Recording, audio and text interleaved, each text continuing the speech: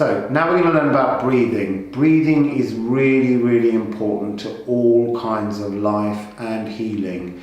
And this is partly because a lot of the time we don't breathe properly. We have a tendency to breathe up here with little tiny shallow breaths. Whereas actually you need to be breathing down here in the gut with a nice deep filling out of the body so that you're pulling air into the base of your lungs and not just leaving yourself desperate for more air up here.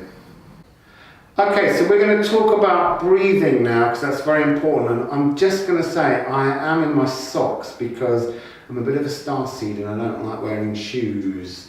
So let's talk about breathing. Pythagoras went on a little backpacking tour around Egypt.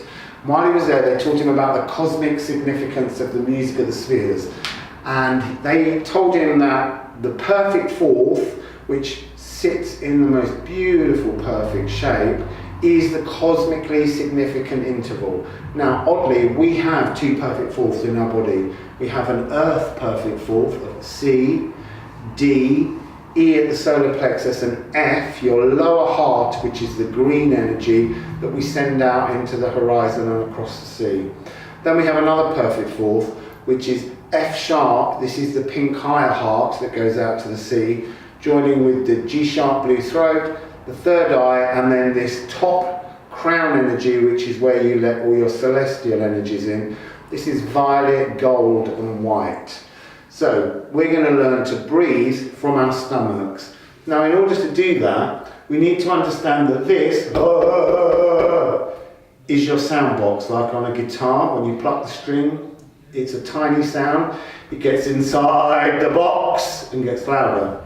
This is your diaphragm across here, and this is your digestive system. You can't move your diaphragm without moving your digestive system. So what we do to breathe in is we pull our stomachs forward. So a breath in is like this. And as I pull that forwards, my diaphragm has dropped down. And then we release. So let's just together, not moving our chest, we're just going to pull our stomachs out. So breathing in.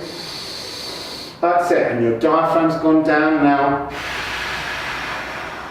pushing back in. The second part of breathing is to lift your chest. When you do that, your stomach will look like it's going in, but you're not actually pulling it in. So have a look at this, stomach out first, and then the chest up. And see how the stomach lifts back up. So let's do that one together, stomach out and then chest up. 3, 2, 1. That's great. And again.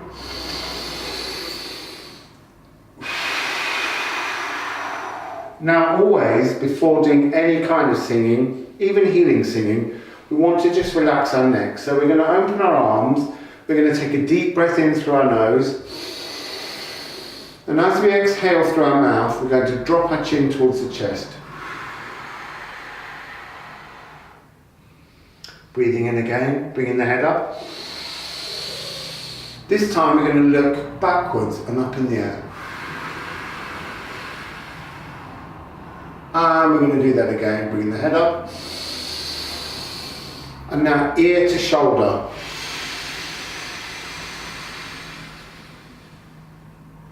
And breathing in again. Our head's back up, ear to other shoulder. You might find one doesn't work as well as the other. And breathing in again. Now we do that twice, but for the purpose of this video, we're going to move on. Point your thumbs in the air, lock your thumbs above, and then from your shoulder blades at the back, I want you to lift really high, and then release. And roll the shoulders. This is a great way of relaxing your neck before singing. So once I've mapped out where all the energy centers are in the body, then it's time to move the centers and rebalance the body. Now, when I do this, to begin with, we're pushing sound through into the spaces it should be in, but we're also making use of harmonics so that we can listen to the subtle energy body sounds. Sometimes as you move up and down through the harmonics, there are tiny gaps in the sequence.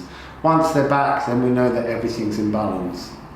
So, when I first sound heal, I explore the body looking for the tiny energy centre holes where all of the different 12 notes fit in.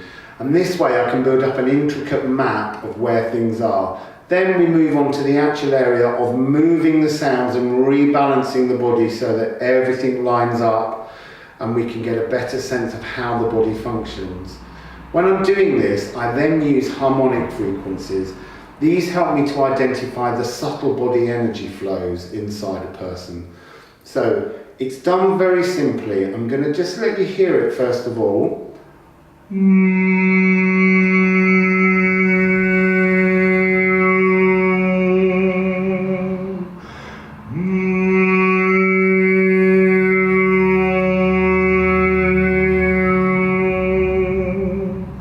Now, you could go on a whole weekend course to learn that the magic voices of the angels come and talk to you to do that, but actually there's a sense of physics involved in it.